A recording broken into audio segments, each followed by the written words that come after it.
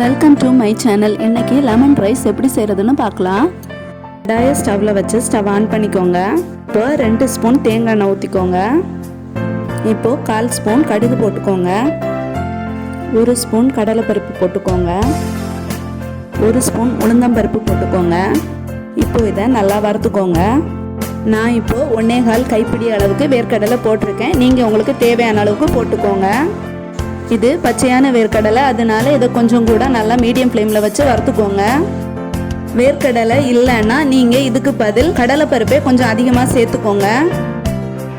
இந்த அளவுக்கு வறுத்தது போதும். ஒரு துண்டு இஞ்சி நல்லா நறுக்கி இது மாதிரி சதைச்சி வச்சுருக்கேன். இப்போ இதை போடலாம். பச்சை வாசனை போகிற அளவுக்கு நல்லா வதக்கிக்கோங்க. இப்போது 2 காஞ்ச மிளகாய் கிள்ளி இதில் போட்டுக்கோங்க. ஒருவேளை காஞ்ச மிளகாய் இல்லைன்னா பச்சை மிளகாவை சின்ன சின்னதாக கட் பண்ணி இதில் சேர்த்துக்கோங்க. 2 கொத்து கருவேப்பிலை நல்லா கிள்ளிட்டு இந்த மாதிரி சேர்த்துக்கோங்க. இப்போ இதை நல்லா மிக்ஸ் பண்ணி விட்டுக்கோங்க.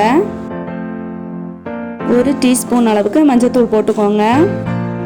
மஞ்சத்தூளுக்கு பச்சை வாசனை போகிற அளவுக்கு லைட்டாக வதக்கி விட்டுக்கோங்க. நான் இப்போது 1/2 டீஸ்பூன் உப்பு போட்டுக்கிறேன். நீங்கள் உங்களுக்கு தேவையான அளவுக்கு போட்டுக்கோங்க.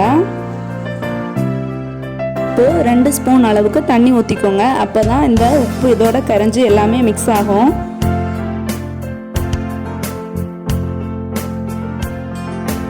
இப்போ இது லைட்டாக கொதிக்கட்டும். இப்போ எடுத்து வச்சிருக்க சாதத்தை இதில் போட்டு கிளறிக்கோங்க. நல்லா மிக்ஸ் ஆகுற அளவுக்கு நல்லா மிக்ஸ் பண்ணி விட்டுக்கோங்க.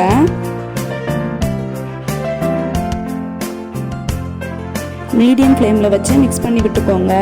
இப்போ நான் இதில் 2 ஸ்பூன் லெமன் ஜூஸ் சேர்த்துக்கிறேன். இப்போ இதையும் நல்லா மிக்ஸ் பண்ணி விட்டுக்கோங்க. மிக்ஸ் பண்ண பிறகு 2 மினிட்ஸ் மூடி போட்டு வச்சுக்கோங்க.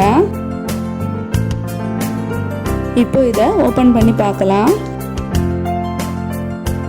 இப்போ இதை கிளறி விட்டுக்கோங்க. இந்த வீடியோ உங்களுக்கு பிடிச்சிருந்ததுன்னா லைக் பண்ணுங்கள், ஷேர் பண்ணுங்கள். சப்ஸ்கிரைப் பண்ணாதவங்க சப்ஸ்கிரைப் பண்ணுங்கள். பக்கத்தில் இருக்க பெல் பட்டன் கிளிக் பண்ணி ஆல் கொடுத்துக்கோங்க. அப்போ தான் நாங்கள் போடுற வீடியோ எல்லாமே உடனடியாக உங்களுக்கு நோட்டிஃபிகேஷனில் வரும். கண்டிப்பாக உங்கள் வீட்லேயும் செஞ்சு ட்ரை பண்ணி பாருங்கள். இதுக்கு கூட அப்பளம், ஊறுகாய் இல்லைன்னா துவையல் ஏதாவது வச்சு சாப்பிட்லாம். எங்கள் வீடியோ ஸ்கிப் பண்ணாமல் வாட்ச் பண்ணதுக்கு தேங்க்யூ ஃப்ரெண்ட்ஸ்.